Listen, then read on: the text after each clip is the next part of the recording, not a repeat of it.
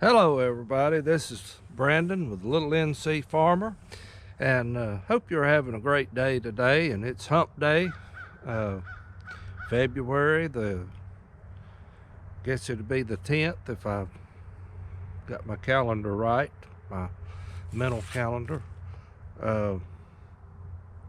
Think I'm right on that. Anyway, it's Wednesday, second Wednesday in February of 2021. So anyhow, we're coming to you again today, and guys, it just never quits raining here, and we've got, well, I don't know, it's supposed to. I'm making this on Monday afternoon. It's really been too wet around here to do much of anything out here. I've got out and I've cleaned my ashes out of my heater this morning, kind of cleaned it up a little bit, worked on that, and then I knew it was going to be wet here today, so I worked around the house, just odds and ends, and then I thought, well, I'll come over here and see what I can do. And it's mud like I figured, but I've got some brush up there I got to clear up, and I've got some pole wood I've got to move. So hopefully here in a little bit I'm going to get on that, and then probably load up a load of wood, take back to the house. So anyhow, that's where it's at here. According to the weatherman, tonight we're supposed to get rain. It's supposed to be, I think Tuesday of this week is supposed to be up near 60, and then forecasting snow this weekend. I don't know. I mean, guys, our weather is changing. Like it or not, there's some things going on, and it's going to affect how we produce food. And we've got to really put our heads together and put up as much as we can. Thankfully, we've been able to, prepare and put food away, but I still like to put as much as possible. So anyway, I'll say more about that here in just a little bit, but I do want to say thank you to all my subscribers, and we've had new ones that came on board recently, and welcome you aboard, and thank each one of you for subscribing to my channel. And if you're watching this and you're not a subscriber, it's no problem. Just hit that little subscribe button. And if this is the kind of content that you like, we talk about small scale gardening here. I'm by no means I'm by no means any professional at all. I'm learning this thing just as much as anybody is. So I've been doing this a long time, but you never get too old that you can't learn new ways. And so anyway, that's kind of what we're all about, and we are faith-based here. And I like to give God the glory for everything said and done. So anyway, I want to get right on into our talk time today. And I kind of put a different title on this. And I want to pick up where we left off last week. Last week we talked about, I finished up with a verse talking about godliness with contentment is great gain. And so kind of like walking into another or talk time with that subject, with that topic in mind, with that thought in mind, I put on the title multiplication. And I think about multiplying, and back about the first of the year, this past year, we did a giveaway, and I gave away seeds. Now my purpose for that is not just so you'll just have those seeds. I want to see them multiply, reproduce, multiply, and make you more. And those are heirloom seeds, so they should be a sustainable resource for you to be able to go to. And I don't just plant all heirlooms. I mean, I have other things, that we buy that are hybrids. And I don't want you to think that there's nothing wrong with that. But I still like, there is some heirlooms that I think are hard to beat. Now, to me, I love the Cherokee purple tomatoes, and I love the Brandywine tomatoes, and those are two of my favorite tomatoes. Now, I've got other tomatoes that I like too. Abraham Lincoln is another good one that I like, but I also like the hybrid things too. So this year we're going to try the Celebrity, see how that does. Now, my mother and dad had some last year, and they give us a few, and we liked them. I thought they were real good tomatoes, and so so we're planning on trying that this year. But getting into that, when you have seeds and you want to be able to multiply, reproduce, and have more, and you not only you get seed to use for next year, but you also have some to put back for food. And so that should be our thoughts in life. Now, we were talking last week about being poor. I mean, what determines if a person's poor? But this week I want to talk to you about the fact it's not how much substance that you have, but it's what you do with what you do have. And you can start out small. I think about most of our wealthy businessmen in our land today. Most of them, not all, but most of them started with humble beginnings. And they gradually, over time, took what they had and through smart practices grew what they had into a bigger product than what they had to start with. So with whatever you have in your home, whatever it may be, as meek and humble as it may seem, use it. Use it to, as the old saying is, if you don't use it, you'll lose it. And so, use it to benefit your home some way or another. I mean, I think of a gentleman here in our area. He has a big business now of mowing lawns for people, and that's real big in our around here, people that do that. Now, I still mow my own here, but I have did that on times I would make money for ourselves and go around and mow yards for folks, and there is good money in that. But this gentleman started out with nothing but a little push mower, and he would go in town and mow yards for folks with a push mower, and he gradually made enough money to purchase a riding mower, and then he eventually got him enough money that he could have a trailer to haul that mower with. But you see, today, guys, we've got a generation today, they just don't have no ambition.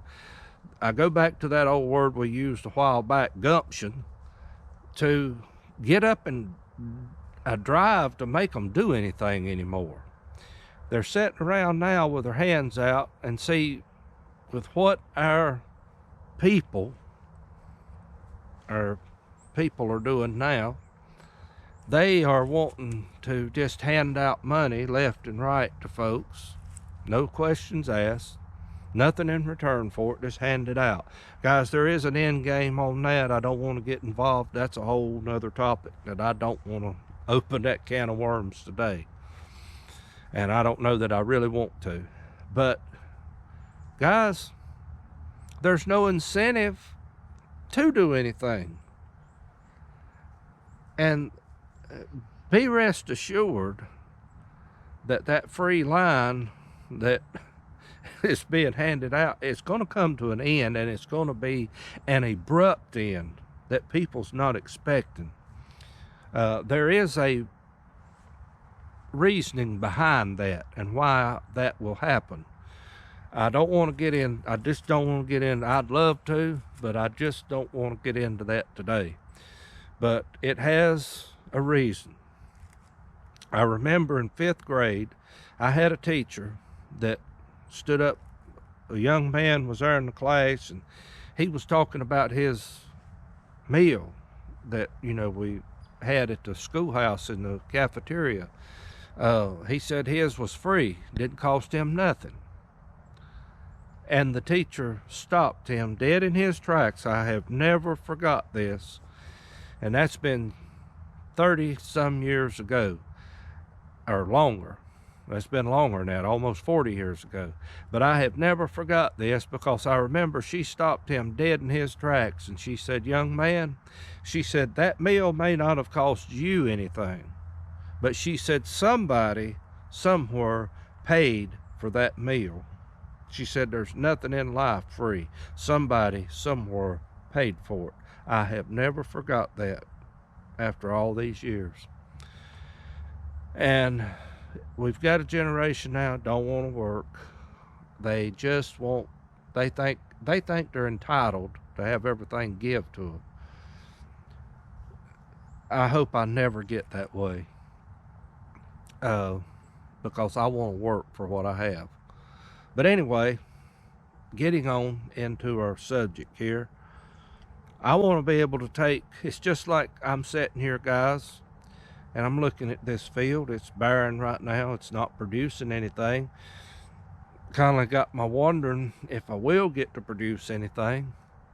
But I don't want to quit. I don't want to give up on it, because there's too much at stake. And if I quit, it means we don't eat. And guys, it's just like this. Some people say, well, if you don't, you can go to the grocery store. You're in a bigger mess than you realize if you're depending on a grocery store.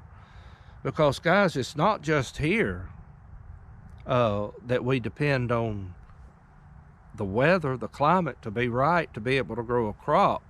I mean, even commercial farmers depend on that with these fields. It was not too long ago, and we do have some farmers around here that will grow wheat.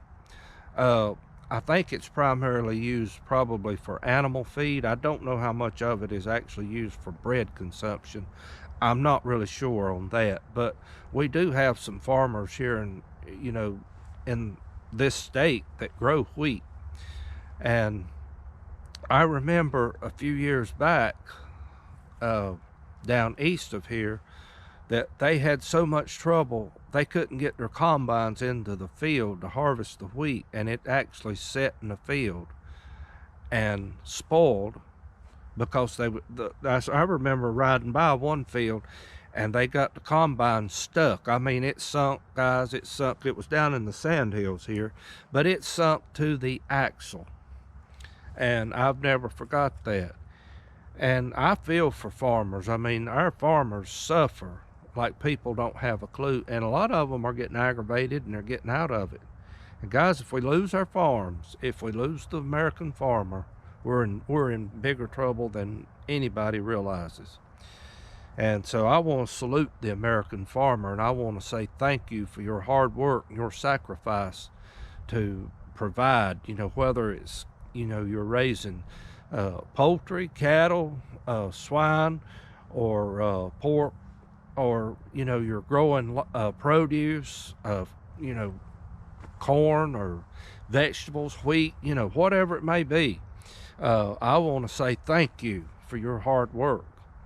But anyway, with all this being said, I'm reminded of a story in the Word of God. I think I've touched on this before, but you'll find this story. I'll put a link, I'll put a caption down below where it's located. I know it'll be in Kings, talking about Elijah. And Elijah, you remember, he's a man that a lot of people, they give him a rough time. But if you were in Elijah's shape, just think about what you might do if you had a woman wicked as Jezebel following you around. What would you be doing? And Elijah come to the place. He said, "Lord, I'm the only one." And, you know, we all know the story. God told him, he said, oh no, he said that there's 7,000 that hadn't bowed down yet. And, you know, we've all got to that place, guys. They no need to think that we haven't. We have. I know I have anyway. But going on about Elijah, I remember if you remember the story, how he went down to a little brook and he drank from that brook, and during that time the ravens or the crows would bring meat, and he would eat that meat, and God fed him even during that dry time, you might say, in his life. And later on we read where the brook dried up, and I think maybe the crows wasn't bringing any more meat, and so he went on to a little place called Zarephath, and there he found a widow woman that was out gathering sticks, and she was going to build a fire, and all she had left was a little bit of meal and a little bit of oil, and she was going to make a cake of bread on that fire, and her son was going to eat the bread, and then they were going to die because they didn't have no more. That was all they had. They were ready to give up. So here comes Elijah on the scene. And guys, this almost sounds today, in today's world, it would sound so selfish. I mean, I could just see the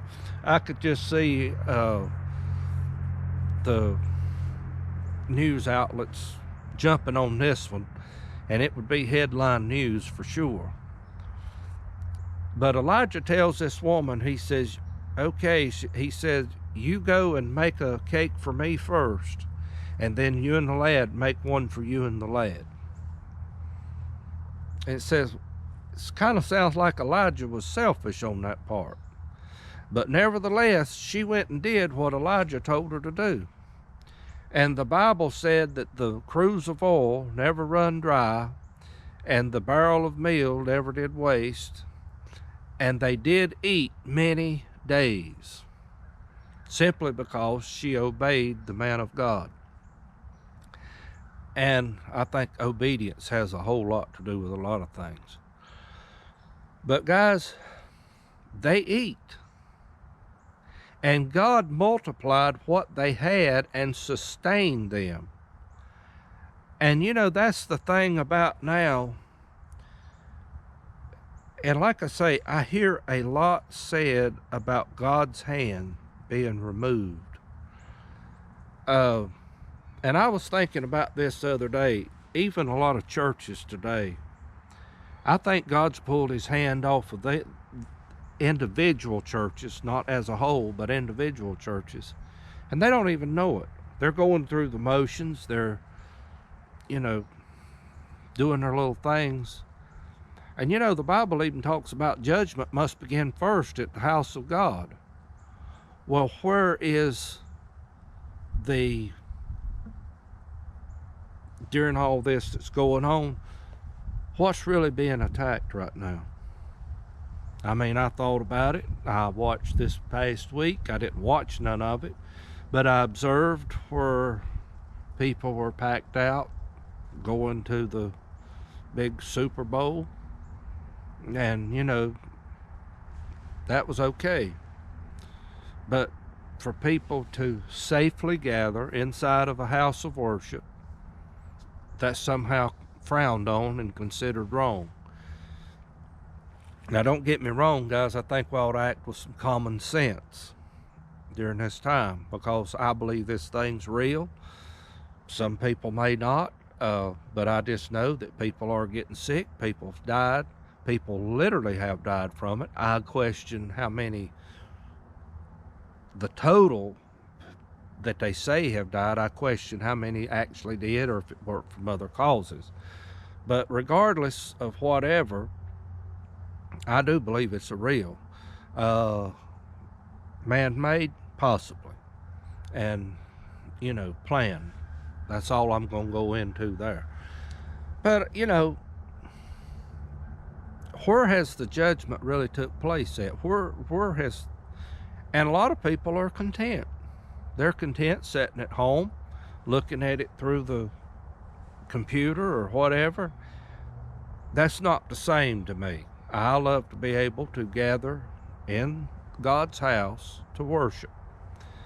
And I think we're going to see more in the days ahead hindering us from that, because this has just been a test run, guys, what we've went through. And I'm not trying to be negative or gloom and, you know, all. I'm not trying to be that way. I'm just trying to get you to reality to really understand what's going on. And I don't believe that our world as we know it is ever going to be the same, anymore. I think this is probably the new normal now. And, that's just the way, and we're going to have to learn how to survive and cope with what's going on around us. And so it goes back, we're going to have to make smart decisions, pray about those decisions that we make, and pray that God would give us wisdom that we would make the right decisions.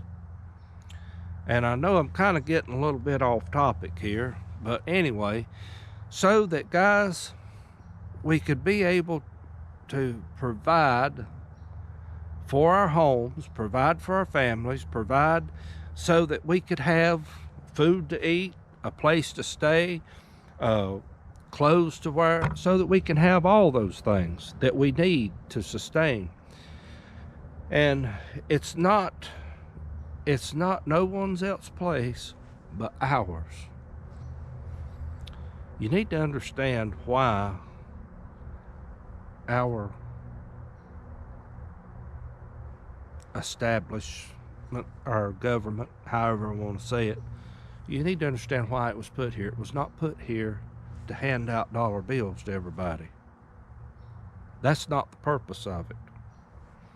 And it's been turned into that over the years, but that was not the intentions of our founding forefathers. So, guys, now look at the mess we've got today. And we've got people that don't want to work. They know they don't have to. They know that, they can get free this, free that, and they don't have to do nothing. And I don't know, I just get aggravated when I think about it. But guys, that's not what God intended. God intended, if you'll go back to the book of Genesis, when God drove man out of the garden, when he drove Adam and Eve out of the garden, he said, by the sweat of your face, not the sweat of your brow. I don't know how that term ever came about, but by the sweat of your face will we eat bread. He said that we would toil. He said we would have to deal with briars and thorns and weeds and all this stuff, because God put a curse on this land, and you and me and no one else is going to lift that curse. God Almighty will have to lift that curse. We're going to have to toil, labor, sweat, blood, and tears, guys, to be able to provide for ourselves from here on out till Jesus lifts the curse. And I mean, I look at all these people. I may ruffle some feathers right here talking about organic farming and such the like. Guys, there is no such thing. I hate to bust your bubble, because if it came from this dirt that I'm sitting on right here, guys, it's got a curse on it. It's cursed. And there's always going to be blemishes. There's always going to be something about the fruit that we grow. It's going to have something wrong with it. Not saying it's not edible. I'm not saying that it's poison. But I'm just simply saying, guys, if you want a perfect example of that, look at Cain and Abel in the Bible. You remember Cain brought an offering to the Lord, and Abel also brought an offering to the Lord. And God had respect for Abel's offering. You remember that Abel slew a lamb, I believe, or a goat, or I can't remember right now. But anyway, blood was shed to bring an offering by Abel to the Lord, and God respected that offering. Cain, on the other hand, brought the first fruits of his crop and offered them to the Lord, and God did not respect that offering. Why? Because it came out of the ground that God had cursed. And there's people today still trying to do the same thing that Cain did, and God does not honor it, and they're trying to work their way into heaven. It don't work that way. Without the shedding of blood, there's no remission of sin. That's a Bible principle. It goes all the way back to that time. But Cain, I don't believe, brought ugly fruit to God. The Bible talks about he brought, I think it says, the first fruits. And if you understand that term, guys, you know what that means. I mean, a lot of times that's the fruit that has the most fertility in the seeds. And that fruit is probably some of the best looking fruit. It has the least amount of blemishes on it. So I don't believe he brought no shoddy looking fruit to offer to the Lord. I think he brought probably the best thing he could find. But God had no respect for it. Why? Because it came from the ground. It came from the earth. And God cursed it. God put a curse on it. And guys, the curse is still here. I mean, that's why I get hot out here. I sweat. I toil. That's why I get tired. I get wore out. Because there's a curse on everything. This whole entire planet is cursed. And you and I are not going to lift that curse. Man is not going to lift it. Nobody is going to lift that curse but God. And when he lifts it, it'll be a different place. And we've got to get that into our heads. I mean, I don't know why I got off on that. It's been kind of a different day today. But multiplication. When you put a seed in the ground, you should get more than one seed in return. I've heard a lot of people say that when they pay for something, they purchase something. In other words, if they spent $5 on something, they expect at least 10 to 15 in return value coming back. So guys, what are you doing with what you have? How are you investing what you have? If it's your time, you may be an elderly person that's not able to physically work, like a lot of us are, but yet you have a lot of time. You can devote a lot of that time and spending it in prayer with God, praying for our nation. I honestly believe that is the only thing keeping us surviving right now. There's a handful of Christian saints. Nobody knows who they are. Nobody knows them by name. For the most part, their churches forgot about them, but yet they're sitting in a rest home somewhere, or they're sitting at home somewhere by themselves, and that's all they do. They pray for their families. They pray for our country. They pray for our leaders. They pray for everybody that they can think of. And they ask God for help. They ask God for mercy. And guys, I think that's the only thing keeping us afloat right now. And, we may look at our life and we say, well, I don't have much. That might be true.